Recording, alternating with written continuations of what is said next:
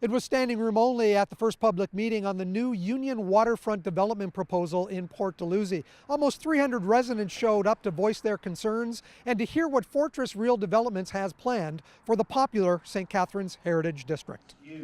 This is a property with a lot of history. A lot of people are very interested in what happens. It's obviously a landmark site, a very important property in the community.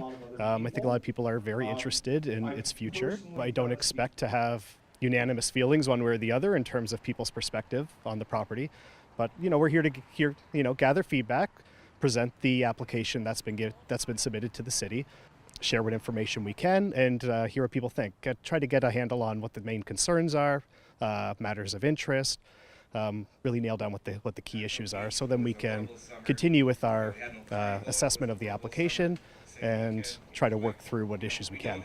The new proposal features 220 residential units, almost 3 times as many as the number approved in 2009 by the OMB for the Port Place developments. I think what's really important to consider is that the original 80 units that were part of the proposal were very large units, and it was designed to be a boutique condominium, luxury condominium.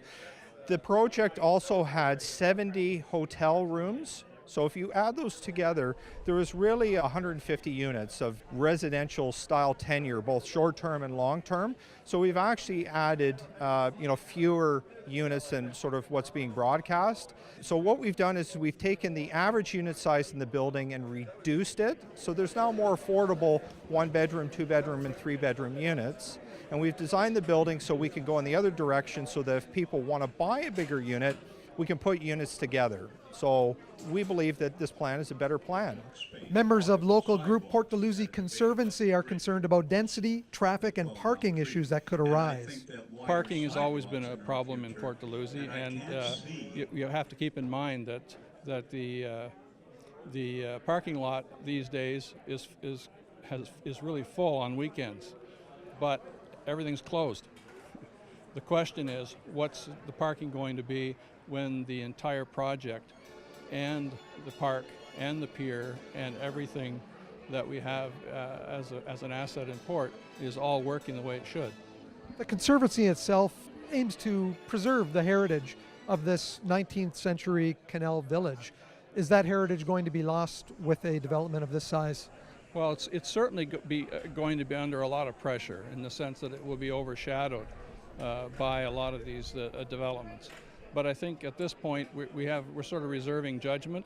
We've sort of decided that we're going to engage these developers early, and we've done that, and so far at least we're open to discussion.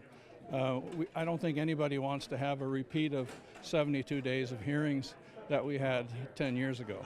Some of the concerns that came up today, is Fortress willing to listen to the concerns of these residents? Almost 300 people were here today. So part of this process is that I'm a very big believer in community engagement. Fortress held an open house on August the 23rd. We had 205 people attend that event, and I gathered a tremendous amount of input from that session. Part of having this tonight was also to do the same thing over again for those people who weren't able to attend that meeting. And we take all of the comments, big or small, back and make sure that we haven't missed something. It's absolutely critical. We are a team of experts that are coming forward to bring this forward, but we don't live here. And there may be some things that we have missed. And there's opportunity to refine while it's on paper. Is there a bit of feeling from the city's standpoint that we need something to be done on that footprint? I don't think anybody wants what's there now. Nobody wants a vacant site, no matter which side of this issue you're coming at it.